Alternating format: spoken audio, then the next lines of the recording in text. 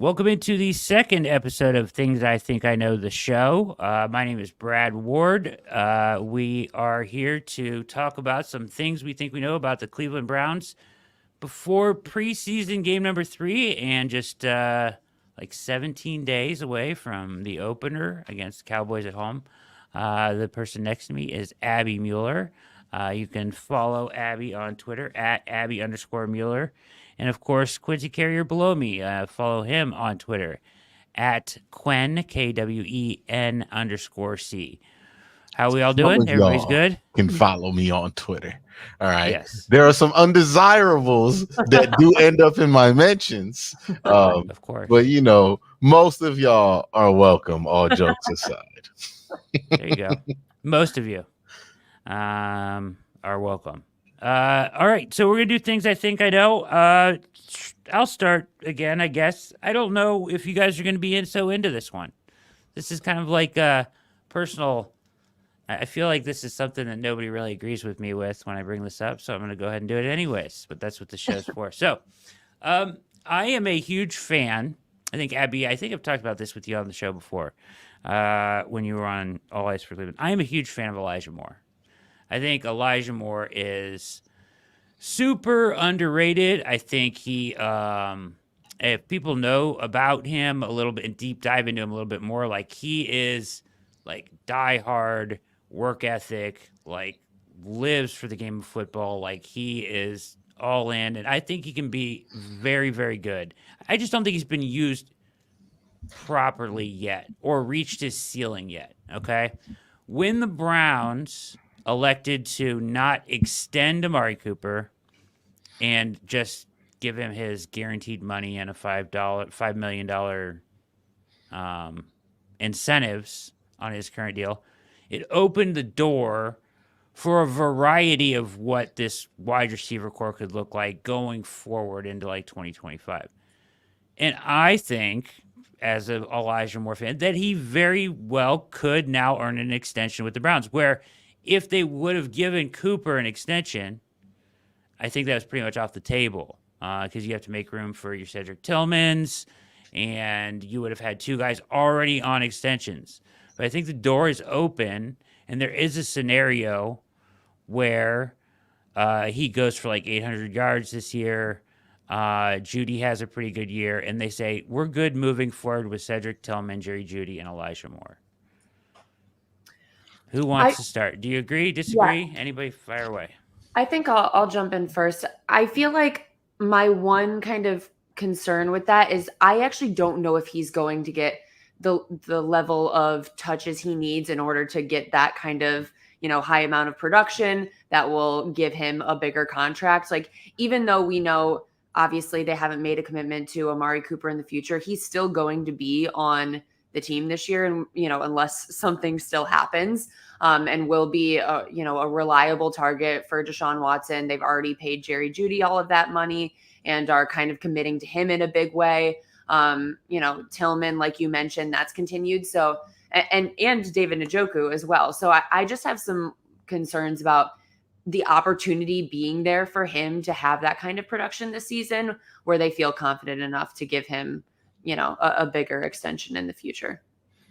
I think he'll be more efficient this year, right? I think that's the big thing for Elijah Moore, is that he might get 600, 700 yards, which is good work for what really amounts to what Ather and Njoku, Cooper, and Judy, a fourth option, depending on what play you're calling.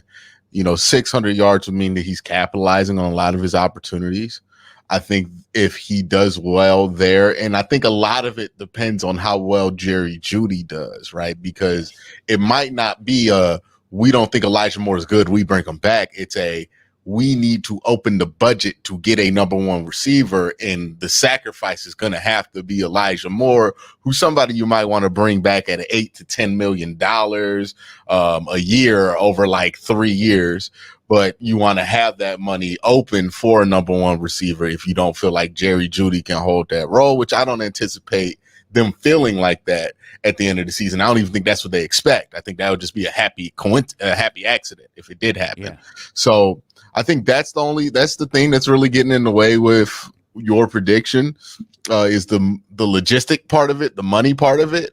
But I do think that Elijah Moore has gone underrated. I did a video talking about 3 of my most underrated Browns coming into the season just based on what they were able to do at the end of 2023. And Elijah Moore was most certainly on that list. He was on pace to have, if you just look at what he did once Joe Flacco got in there, he was on pace to have about 650 to 700 receiving yards, about 3-4 touchdowns, which is what we kind of expected on the low end for him to have. I think if he's used better, especially, I think this is going to be the most important part. If the offensive line can hold up so he can hit those double moves and Deshaun can get the ball to them, because there were a lot of times, especially in that Pittsburgh game, where he does get a double move, he cooks the linebacker that's on him, but unfortunately the line crumbles around him. So if he gets the kind of protection that he needs, then yeah, he's going to have a pretty efficient year. I don't think he's going to get a ton of targets, but I think the efficiency and the advanced numbers will be there to support somebody giving him a nice deal. And it might even be Cleveland, depending on how that situation pans out, because it might be the case that they just think they could replace him in the number 1 receiver in the draft, or they can keep Amari Cooper coming back at like 26 over 5, which not over 5, but over 3 or something like that. We'll see. They're wide open there at the wide receiver position on how they can go about solving it. Yeah, I guess I think that's a good point, Abby, as far as opportunities. I think he just gets open enough that, like, to Quincy's point, I think he can be efficient. Yeah, I don't expect him to go for 1,000 yards or anything, but he went for 640 last year on 59 catches and 2 touchdowns, which really isn't bad considering they wasted a lot of the beginning of the year with him on some trickeration, end around stuff. They weren't using him really properly. It was kind of the rinky, they were using him with all the gimmick stuff, right? And that's not really how you should use him. He's better down the field. Like, he's better as a route runner. Once they figured that out, and to Quincy's point, with more so with Joe Flacco, he looked really good. Like, he was on pace in that Jets game to have a huge game before he got hurt. So I guess part of the benefit, or the what I think would be why you would consider bringing him back, is kind of what you mentioned, Quincy, is that you could bring him back on a lesser deal. Like, I have never envisioned Jerry Jeudy as their one of the future. I just don't think they even envision him of that. I think they envision him as a piece in that room. But their one of the future is either, to me, Amari Cooper, or, like you said, like a number 1 draft pick, like next year, right? Or trade. Right? Like, there's going to be all these guys that are holding out. Like, we know that AB's going to be, be calling on all these guys that deals are up, and their teams are going to be looking to trade them and not pay them. Higgins, CD, Aiyuk, still maybe even next year. We don't even know what's going to happen with that. But so there's opportunities to add a 1 to this group, and if it played out right, I think a smaller deal would make sense. Like, is there a range you could pay him where you're just paying him what he's worth? Like 600 yards is a really good number 3, and he comes back on like a 1 or 2 year deal like that. Is that in the realm of outcomes, do you think? Yeah, I think so. Depends on what that is. The thing with the wide receiver market is, if we know what it is at the top, and even how that's affected the middle, but that hasn't trickled down to the bottom guys, right? The guys who are kind of just worth that money. And in some ways, people are so excited to get those $330 million wide receivers, and then they'll settle for like a $22 million wide receiver, that they don't really justify the $8 million wide receiver anymore. So I think there is room for him and a market for him. It depends on what he does this year, obviously. But you could bring him back a 1 or 2 year deal. It also depends on where the Browns are, too. Like, if this team gets to a conference championship game and they're this close to getting to the Super Bowl, or they get to a Super Bowl and they're this close to winning, or they win the Super Bowl, if they get to that level, they're probably going to bring back everybody they can, right, to run it back. to get to that next level. So a lot of those things even outside of how well he plays, I think affects what his value might be to the Cleveland Browns. And we've experienced this to bad teams, good players on decent players on good teams get like a $3-4 million price increase. Like we have been a victim of it. We're very excited that the Browns signed somebody because he was on the Legion of Boom Seahawks, like or something like that. Right. We're like, oh yeah, we got this guy from the Denver Broncos when the year they went to the championship, and it's like the third defensive tackle in the rotation. So sometimes that can inflate the price, but I think Elijah Moore, you lock him in 2 years, somewhere around like $15 million. I think you'd be pretty happy with that. And it might be something where they understand, hey, we're going to have to do a committee for a couple of years until a number one emerges. And I don't think the Browns are a team that's going to spend $30 million on wide receiver. Like they said the reports were that they were offering Aiyuk that much money. I don't know. I find that hard to justify that the Browns would be willing to spend $35 million at wide receiver, given how ahead of the trends they are, and none of the trends indicate that paying a wide receiver that much money is going to make your team a Super Bowl contender or even make you more probable. Like I think it indicates that you're probably going to be less likely because you're allocating so much money to just passing the ball. It makes you one-dimensional by just the nature of how you're lined up cap-wise. Do you think go ahead, Abby?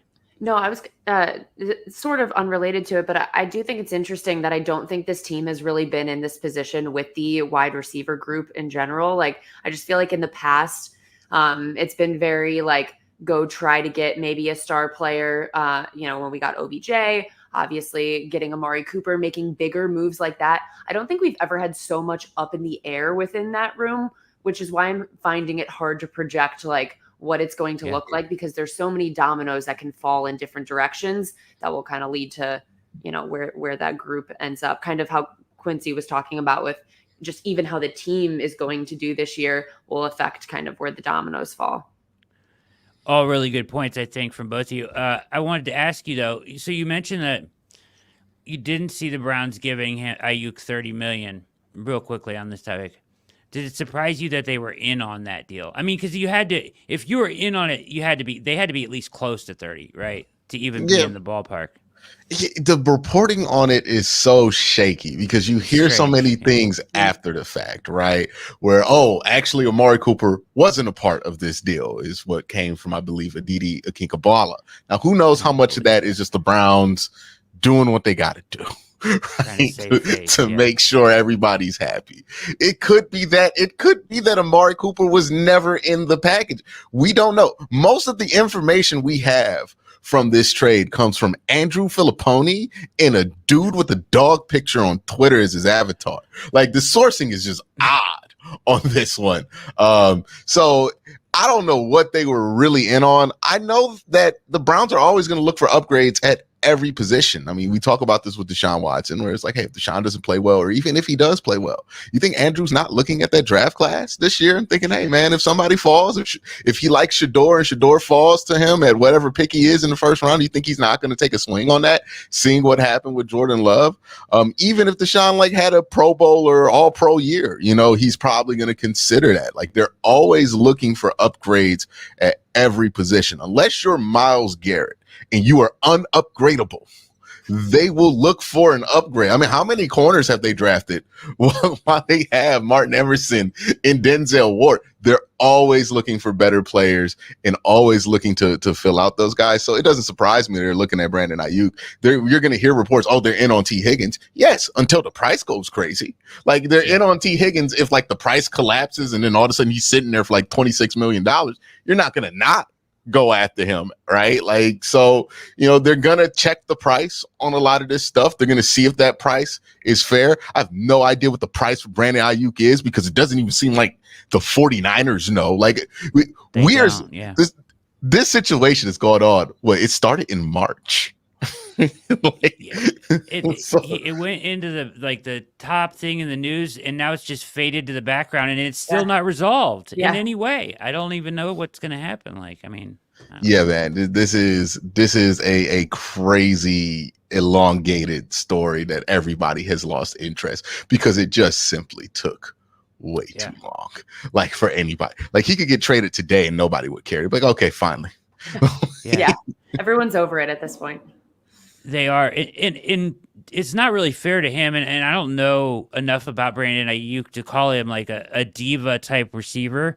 But like when your representation navigates the situation in a way that you get it down to like 2 or 3 teams that you can get exactly the money you've been looking for, or according to reports, exactly the money you've been we're looking for, like close to 30 million, and you turn those teams, or you can't come to a deal with those teams, and then or you don't want to go play for those teams. People are going to start calling you a diva, whether you are or not. That brings me to my Brian Windhurst right here. Okay. I think here's what happened in San Francisco. Brandon Aiyuk demanded a trade because he felt like that was the only way he was going to force this 49ers to come to the table and negotiate, because they weren't at the table. Like it at least seems like they're at the table now. They weren't at the table. They're like, nope, play on your deal. He requests a trade. I don't think he ever wanted to be traded.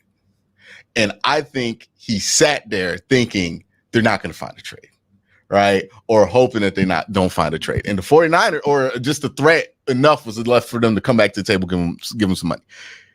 And the 49ers basically called that bluff, because that is the only lens I can look at this where it makes sense. Because if you request a trade, usually it's, I want the money. I don't care where I got to go. Right. Give me that money, right? It's 32 or nothing. That's usually what the trade request means. And he got the offer from New England, apparently Cleveland, and even Pittsburgh, and nothing's happened, which tells me he probably didn't want to go. Like he was probably just trying to put stuff out there. And the 49ers said, nah, man, we know you want to stay here. We just went to the Super Bowl. We lost in overtime on a final play to Pat Mahomes. There's no way you're trying to bounce right now and like still trying to win. There's no shot. You want to stay. So, okay, we'll find some trades for you. Hey, the Browns want you. The New England Patriots want you. And I think it's interesting that those two teams came out, and not the Pittsburgh Steelers, the one that he said he wanted to go to, right? They put New England and they put Cleveland out there. Two teams you knew he didn't want to go to. So they can really put on Front Street how much of a bluff this was. And then you heard, oh, well, now he's not interested in New England. Oh, he's not interested in Cleveland. It's like, because he wasn't interested in being traded this entire time. If he wanted to be in Pittsburgh, he would be in Pittsburgh. He would be in Cleveland. He would be in Houston. But I think this is just San Francisco calling his bluff. And now, you're back to the drawing board. They haven't called your bluff. What you going to do? Ask to be traded again? Right. Like what moves left? You went nuclear and they called your bluff on it. And this is just to anybody ever doing a negotiation. If you're going to go nuclear, you got to go nuclear, right? You got to be ready to do it. If you're going to tell your boss you're not about to come back unless you paying this, you cannot come back unless they paying this. Like if you say, I got other offers, I'll take it. And then you go there, you got to accept that, hey, I don't want to leave, but if they don't do it, I got to stand on business. And this feels like Brandon Aiyuk. Wanted to get a raise, used everything he could, and stood on business. And now the 49ers are pretty much in control of this contract negotiation, which is why it's taking forever to happen, because they're basically like, hey, they're going to wait till like week 1 starts. And they're like, all right, man, you going to play? He's probably going to play. Yeah. But hey. I think you're right. Yeah, he lost a lot of leverage in the situation. I think you're right that, them bringing New England and Cleveland to the forefront and not the Steelers, knowing that was potentially an option for him, was smart. Saying that that framework was already done with those two, but not the Steelers. They played up the wide receiver in return thing, and knowing very well that the only thing that like Pittsburgh could offer back was freaking Calvin Austin or whatever, right? So as far as a receiver goes, so yeah, I think it makes a lot of sense, and he's in a tough spot now. Yeah, I mean, you gotta be willing to go. Like, if they call your bluff and say they will send you to New England, they'll pay you $32 million a year. You gotta be willing to be like, all right. So probably ends up at what, like 26 in San Francisco, back where they started, maybe. I think they're going to make a play on that deal. But it may be like do an agreement to not like franchise tag him, but he's going to have to play on that deal. Because also, if you want to get traded to Pittsburgh, here's another thing. If you want to get traded to Pittsburgh and you want Pittsburgh to up the price so that the 49ers say, okay with it, you got to act like you want to come to Cleveland. You got to act like you want to come to New England.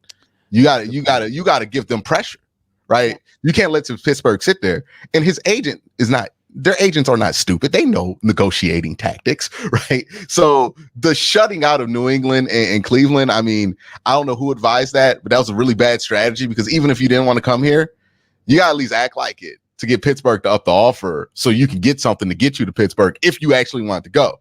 But him saying no to New England, no to Cleveland, he didn't care about any leverage that Pittsburgh had, so he didn't want to go. Right? Like it's obvious to me that he didn't want to go, and he's going. And ultimately, he wants to stay, and he's going to have to make a decision and come to an agreement with them about what they're going to do for the future. But he probably going to play, and he probably going to play on that number that he's at right now. The question is, how long will he do that? Right? Like, will he just be able to get to free agency? If I were him, I would have tried to work out something where it's like, hey, I'll come back at 26, but y'all got to put something in there where y'all got to put a non-franchise, y'all got to put a franchise tag, a no franchise tag clause in there so I can just hit the market. Because honestly, that's the best option for him. Play at 26 and then get 40 next year in the free market. Technically, right now, he would play on like 15, right? On his 5th-year option. He was a first-round pick, right? Late? Yeah. He'd be about like 15 or 18, somewhere around there. Something like that. Yeah. Interesting. All right, good stuff. Abby, things you think you know about the Browns? Yeah, so we're going to do everyone's favorite topic, backup quarterback. So I feel like the conversation in the last week has shifted a little bit on who of the backup quarterbacks fans would like to be traded away potentially for a late round pick. Obviously, DTR and Tyler Huntley are kind of the two options. And I'm pretty firmly in the camp of wanting to keep DTR around. I think, they've made an investment in his growth at this point in time. I know obviously he's more attractive to other teams because they would be able to get him on a rookie deal. So that's probably why the Browns would get more calls about him. But I do think it's, valuable to keep him around considering you just have Jameis on a 1-year deal. The investment in time that they've made in helping DTR grow. I think it's more important for them to try to keep him around if they can and try to maybe get something for Tyler Huntley if possible. Quincy? I don't know. I don't think they're willing to get rid of DTR unless it makes a ton of sense. Me personally, I'm a little bit lower on DTR than a lot of people just because like the downfield stuff really does concern me. Like, I don't know if he's somebody you can put in a game and start right now because he has some flaws that are real easy to game plan on. And when you do, it limits the offense to a point where you couldn't move the ball. I think that showed itself versus Pittsburgh. Maybe he's improved and gotten past that, but these are things that he's had wrong with him since college that I'm worried about. So I think that is a factor in there. Like, it depends on what they feel about DTR. Tyler Huntley is going to be on the practice squad no matter what. I think he's going to be able to make the practice squad, and they're going to be able to keep him there. Even if he like gets signed somewhere, he'll eventually float around on waivers, and you can get him on the practice squad. Unless it's Baltimore, which Baltimore they might claim him on waivers to be honest, because they got like Josh Johnson and a couple dudes I ain't never heard of, and I watch spring football on their quarterback roster. And I was making a joke. You might be able to trade Tyler Huntley back to the Ravens and get like Josh Jones or something like that. Like, they might be willing to just take it. So it really depends on the value. Right now, I think the value for DTR is you could probably get a player somebody's going to cut and then like a conditional 5th. If that's not worth it for them, that whether that's worth it or not really depends on your evaluation of DTR and what he can be in the future. And also, it's a question of the Browns. It's like, okay, how far do you think this can go? And is he worth taking up that spot as a developmental player, or do you want to hold on and wait to the draft to see if somebody pops up and then you replace him as that developmental guy? So I think that's the determination that they have to make. I think they'll probably wait till like the end of the season, though, to make that determination on DTR, the more I think of it. And, he's played well in camp. This is the second time he's played well in camp. He's a young player. He just has to figure out a couple of things to make you feel a little bit more comfortable with the ideal of him having to play a game. And I think that's why they will still get a quarterback on the practice squad, because even if it gets down to DTR on the depth chart, I think they would feel more comfortable with the veteran playing and starting if this were like a regular season situation. Yeah, that's interesting. I'm higher on DTR or about the same of where you're at, but I feel like his ceiling is a little bit higher to the point that like I really liked what I've seen from him, especially in this preseason. Like I feel like he has improved, even though strangely enough he was injured for most of the offseason. I still feel like he has taken some strides forward. I think it would be crazy to trade him unless it was like, so like, cause I look at him as like, he's your backup next year. Like he should be your backup quarterback next year. And then beyond that, if let's say it never works out with Deshaun, he should at least be an option at that point. I'm not saying he's the answer, and you're probably going to have to roll your dice and look for the answer in a couple different directions, but he is at least an option a year or two from now as he continues to develop as a starter, either in the interim or you give him a chance or whatever. But I think he has the kind of ceiling that you could say he's potentially a starting quarterback in the NFL someday. I think he has those traits. If I'm DTR, I'm more focused on, because for him to stay on the roster next year, because they're going to probably bring in another younger guy. So for him not to be in competition with that younger guy, he has to get to the point by the end of the year where the team legitimately feels like, okay, we don't need to go sign a Jameis Winston to back up Deshaun all year. We can feel okay with DTR back there as the backup and play him if need be next year, right? You're talking about year 3 of his career.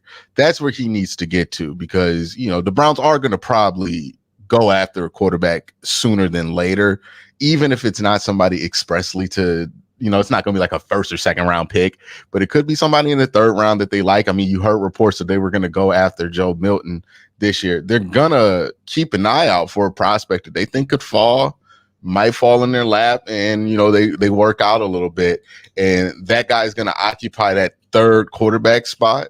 So if you're DTR, you just got to get to the points where you can be competitive with the Jameis Winston in the Browns' eyes and make them not feel like they need to keep Jameis in order to have a sufficient backup plan. And then we'll see what the future is. It's just so hard to find a starting quarterback in the later rounds, and I think we all kind of fall in love with the ideal of these quarterbacks can be found anywhere, or, any quarterback that you draft has the potential to start.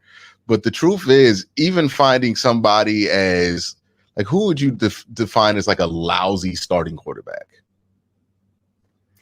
There's a lot of them. Yeah, I was going to say more than a few. But like definitely a starter though, right? Like lousy, but like they're definitely a starter, but like you're not excited about it. Lousy, but definitely a starter. See, that's difficult because Derek Carr. Yeah, Derek Carr is a great example, right? Derek Carr, Andy Dalton, right? These kind of names that pop up.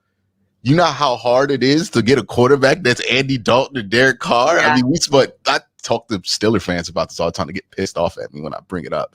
But like they were like, oh, Kenny Pickett, worst thing he could be is Kirk Cousins. You know how many dudes are drafted are so much worse than Kirk Cousins? Yeah. Like it is likely he's Cody Kessler, right? Like that is what is likely for a lot of these quarterbacks, that they're Cody Kessler, that there's, I mean, like maybe if you're on the higher end of it, like Sam Darnold is a good example of it. Still around, not worth the 5th pick in the draft or wherever he went in 2018. Second? He went second, right? 3rd? Second. No, he went 3rd. Saquon went 2nd. I don't know. Yeah, one of the New York teams. I think, yeah. So I think he went 3rd. And it's like even Sam Darnold, you could draft Zach Wilson. He's not as good as Sam Darnold. Like it's just so much easier than I think a lot of people give credit for quarterbacks to not be starting quality or not even have the potential to be. So I'm always wary about that. Right now with DTR, if he can be the backup to Deshaun Watson for like 2 years and you don't have to pay somebody $8 million to do it, huge one. 3 years. Oh, he was number 3. 3. But You're right. yeah, but if he could be the backup for Deshaun Watson, he has 2 years left on his rookie deal. If you can get like two years of solid backup play out of him, it's a win for the 5th round pick at a quarterback position, So I just kind of view a win there differently, and that might affect how I view his ceiling. I do worry about those limitations though, because like if he doesn't figure some of those things out, then there's no chance he could be a starter. But I think there is some opportunity. He's a great athlete. He has good spin on it. It might be a technique thing why he can't throw the ball deep if he figures it out. And I think there's something there. I feel like Tom Brady and Brock Purdy broke people's brains on what they think that people can get in later rounds. Russell Wilson. Every time I'm like, hey man, you're not gonna. It's not likely. They're like, well, these 5 names from the last 20 years happened. So what do you got to say about that, Bucko? I'm like, there are 5 dudes drafted in the 1st round every year, and like one of them might be good enough to get a second contract, and it might not even be to start. Like Baker Mayfield is kind of a success in the 1st round. He's had 2 seasons where you could argue he could be a Pro Bowler. Like that is so much better than like the bulk of quarterbacks that are taken in the 1st round. For sure. If he was taken like 6th overall, he'd be a success right now. He was taking like 10th. People be like, not bad, right? 6, you still think he's going to be a star at 6, right? Like Bo Nix was drafted like 12. Yeah. Like if he's any level of decent, nobody's going to talk about how much of a reach that was. But like the 12th, nobody cares if you take it 12. Like we don't. What EJ Manuel was drafted like 8th overall, and like we never talk about him being a bust. Maybe it has to be a single digit pick for people to think it's more high pressure. Or your fan base hypes up somebody like Kenny Pickett to the point to where we talk about him like he's a number 5 pick. Or you're the first quarterback drafted in your draft class. That's also, you don't want to be that. No. I mean, I think you guys make good points. I just think I don't want to give up on DTR. Like I wouldn't want to trade him away for like a 5th, 6th, or 7th right now. I would feel like that would be foolish. I feel like you want to see what he could be. Whether that happens over the off season next year, and like you said, you determine if you feel like he can really be your backup quarterback, or you need to bring in another veteran. I think that's a really good point. Like, can he do that? Can he start games if your starter is going to miss, and can he win those games? I don't know. I think he can get there. I see some things that I like in him. I do agree he does have some flaws, but I think that I still am intrigued enough to want to see what he is, and I don't think it's enough. For me, it wouldn't be enough to trade him away for a 5th or whatever. He's not Kellen Mond, right? Like he's actually worth putting out there where it's like, okay. Because like they had Kellen Mond here for like a year and a half, and we could not understand what it is that they saw in him. And another question for DTR is like, is this offense and what it's going to be going forward? Does it fit what DTR likes to do? Because we're talking about a lot of choice routes going downfield, and DTR, I think, is more of a fit for a more strict West Coast offense. I think that's the type of quarterback he is. And I don't think that's where the Browns are going. So it might be something where they're like, hey, we like him, but we don't like him in this offense as much.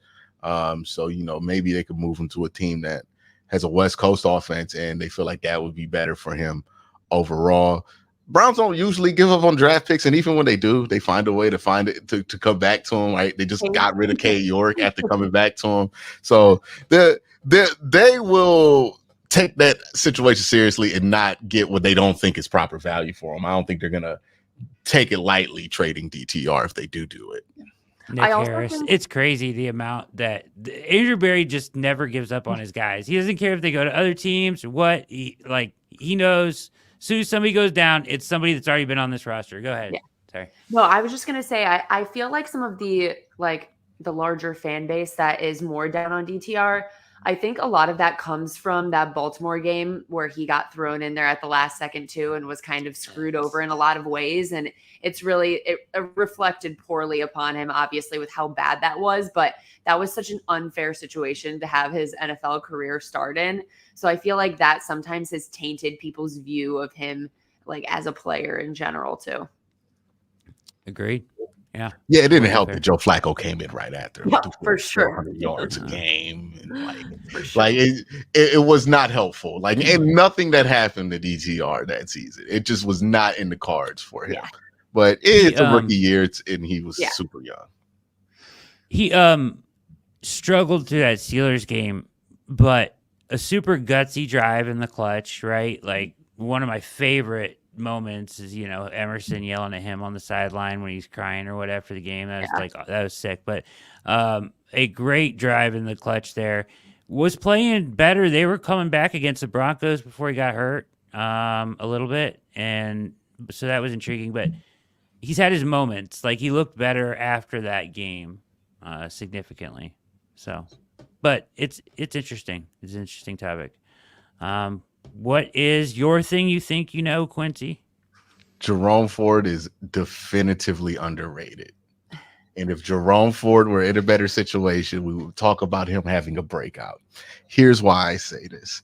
I know a lot of people are down on Jerome Ford because every time you bring up Jerome Ford, Brad, what's the stat everybody brings up anytime you think about Jerome Ford or you say Jerome Ford's name? Do you know what that stat is? Maybe lost yardage or something like that. Oh, yeah, you right there. He was number one in lost yardage or 0-yard runs.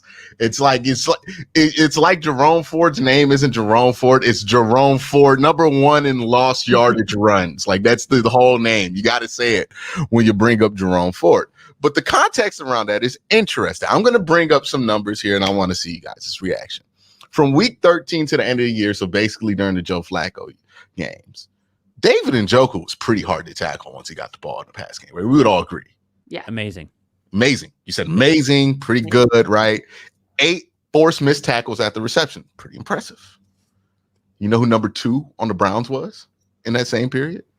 I mean, I'm guessing you're going to say Jerome Ford. Jerome Ford was 6 of them. 6 of them. That's pretty impressive. It's like Thanos snapped that from our brain. I got more, though. He was also second in touchdowns in that same span, at least receiving touchdowns. So he was what some would call a touchdown machine. Now, another piece of context. Browns offensive line run blocking sucked last year. It was not good. Yeah. They were, and I know people are like, oh, they got hurt. No, they stunk when they were healthy. The only time they were good were the 5 quarters that Nick Chubb was out there. Yep. Causation, correlation, I don't know. I'm not going to debate that right now. But that's when they were good. They had one good game against the New York Jets, which I find that interesting because I'll come back to that later. But remember that they had a 75 PFF grade against the Jets from a run blocking perspective. That was the one game where they did run block well after all the injuries on the offensive line. So, yeah, he got tackled behind the line of scrimmage a lot. He had a horrible run blocking offensive line last year. That makes sense. He took the most carries. Like, I think he would be there. Now, he does do things that exasperate the problem, right? He does string things out. He's not a running back that you would put behind a bad offensive line and think he's just going to figure it out. That's not what he is. But he's more of in the line of, Raheem Mostert, a guy that we all think kind of highly of, right?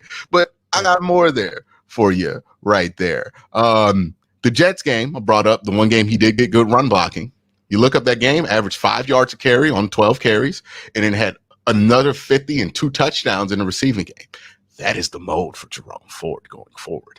That is who Jerome Ford could be if you give him some decent blocks, if you don't overexpose him by running him too much, you give him some lanes. He's very explosive. Speaking of explosive, did you know that Jerome Ford had 23 10-plus yards runs in 2023? Impressive. It's number 13 in the NFL. It's more than Derrick Henry had last year. We're hearing about how Baltimore is going to run up and down the NFL, even though they're replacing 3 offensive linemen on that team. They're going to run up and down the NFL because they got Derrick Henry. Jerome Ford broke out more than Derrick Henry last year. Think about that one. Oh, and we think that Jahmyr Gibbs and Isaiah Pacheco, they're good running backs, right? Yeah. They're really hard to tackle, right? Especially Jahmyr Gibbs and Isaiah. There's memes about Isaiah Pacheco being hard to tackle. For sure. Jerome Ford had 43 missed tackles last year. Well, forced missed tackles last year. It's more than Jahmyr Gibbs and Isaiah Pacheco. It's impressive. Yeah. Also the best pass blocker on the team with the 87.5 Pro Football Focus grade last year. Really? We talk about those 0-yard runs a lot. Yeah. We don't talk about anything else that happened around it.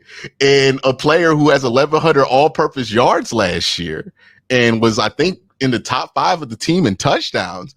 All of a sudden, people are talking about getting cut during the offseason. Like, you remember those conversations we were at? He's going to get cut, this and that.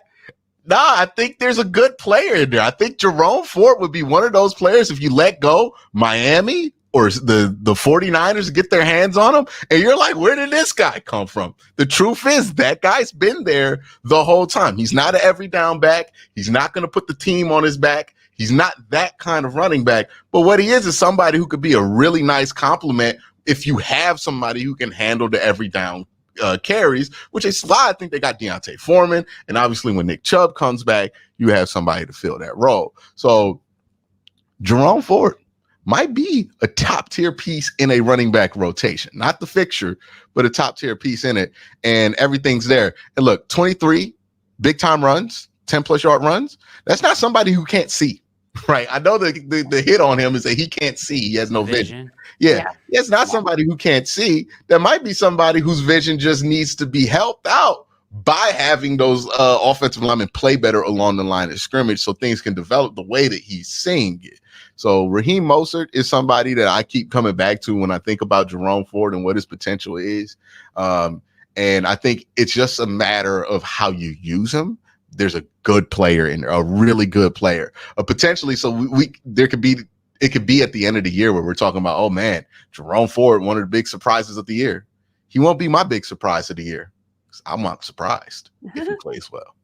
I feel like the big thing working against him this past season was the fact that he was coming in to be the number 1 running back after Nick Chubb, one of the greatest running backs that we've seen get hurt. And Nick Chubb, I think, it's a hard person to follow. So I feel like that kind of worked against him. And I think the style of running back that Nick Chubb is, where he's not getting those, like, he's always going to get a yard or two, even when it looks like he's not going to.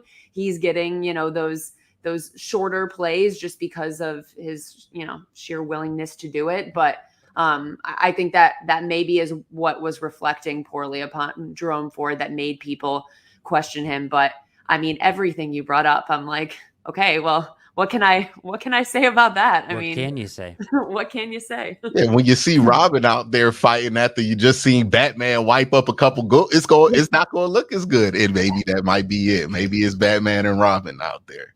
Yeah. I had on All Eyes on Cleveland, we had our fantasy football show, and I had these two guys come on. They host a gambling show, and I was like, who's the biggest sleeper in any league, like for our fans watching, who's the biggest sleeper to take? And I don't care if it's a 12-person league, PPR, or best ball or whatever. And they both said Jerome Ford. And they were like, we don't know how long Nick Chubb's going to be gone. So it jumped in my head right away because you said that. And I was like, that's crazy that this was like a week ago when they said that. And I didn't even think about that. But the potential, as you've just laid out for us, for him to be so explosive and have big gains, like the big plays you think of him, the Jets run on the Flacco catch, right? Like in that game, the run in the Steelers game which was like improbable, like they couldn't run the ball all game after Chubb went down, right? And he broke that big, huge run to the outside, right? And ran it down. I don't know if he scored or down to 2, but massive run. But then you have all these clip shots in your head, to your point, Quincy, of what the fans say about him is him running to the outside and the offensive line getting blown up and the play just getting strung out and him trying to dance his way out of it for a loss of 3 or 4.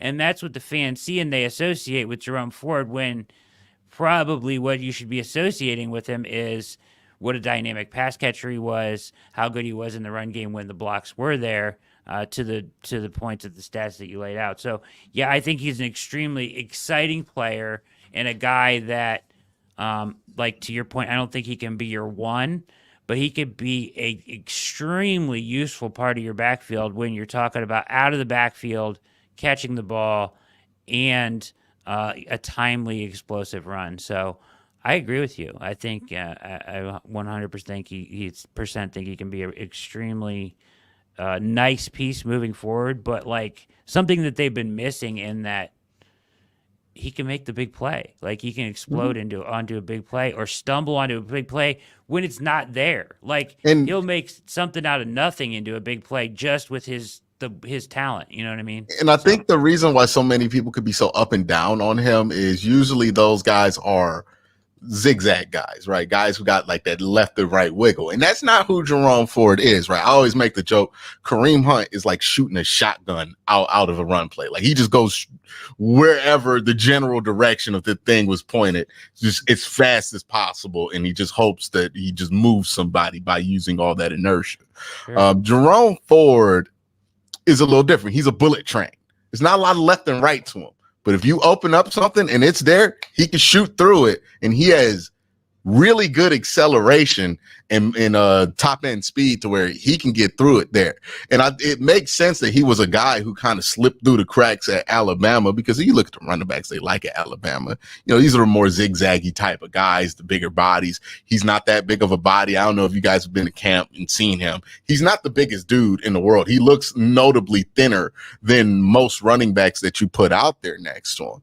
But that's not the biggest deal for him, because again, it's like, okay, you think you're seeing something like a zone read. Him on a zone read would be really good, because if the read is, okay, Deshaun, you read this key, this linebacker comes up here, you know you got that backside gap wide open, and it just has to be open for a second. You send Jerome Ford on that, that's going to be a big play. So I wouldn't be surprised if he's really in there a lot on these kind of zone read RPO situations. We know the Browns have them installed. Tempo, probably not going to be in tempo, right? But I don't know, he might, because he could pass protect. So it's going to be stuff like that where it's like, okay, we know we can open up something real quick, or we get a look, I'm going to check. That could be a big play right there, because Jerome could just shoot through that and just have the acceleration to bounce through. It's stuff like that where he's going to be successful. And I think that's what the Browns found out last year was like, okay, this is what we can use him as, because even they realized this to the point to where they were willing to give Pierre Strong a ton of carries just to like make sure Jerome Ford didn't have to do it, so that they could use Jerome Ford the way that they want to use him. And I think that's going to be a big key to this year, right? Is maybe this offensive line, especially when they don't have a ton of guys on the line of scrimmage at tight end, like they're not running 13 or 12 personnel. Shout out to the summer of 2020. You know, they're not doing that anymore. So maybe the ideal isn't, oh, let's get somebody to the second level. Maybe the ideal is guard, center guard, open up something, shoot through it, or open up something, tackle, shoot through that gap real quick, see what you can get after that, right? And if that's the plan, I think he's going to have some success there, especially playing off Deshaun Watson, playing off of what Nick Chubb has opened up during the course of the game and how linebackers going to play it. Well said. I think the interesting part about what you said about the zigzaggy part, I kind of think of him as like, yeah, his acceleration is great and he shoots through those holes, but like he also has kind of a pinball aspect to him where like he has really good balance contact. He'll take a hit and just kind of keep going in the general right direction. It's kind of like watching like an ice skater. Yeah. Like when he runs the football, like it's like that straight line speed, but like not getting shaken off the skates at all. It's like, it's very interesting. He like, I get why people like get rubbed the wrong way by him, because he's a little bit unconventional at running back, but you give him to Mike McDaniels and Mike McDaniels gonna get like 1,000 yards out of him easy. Yeah. Right. I like the pinball analogy. That works for me. That's exactly it. Yeah. Good stuff, guys. Fantastic. As always, you guys are terrific, and people liked the show last week, so tell a friend, keep coming back, hit like, hit subscribe. This is things I think I know about the Browns at the OBR streaming network. For Abby Mueller and Quincy Carrier, my name is Brad Ward. We're going to get out of here.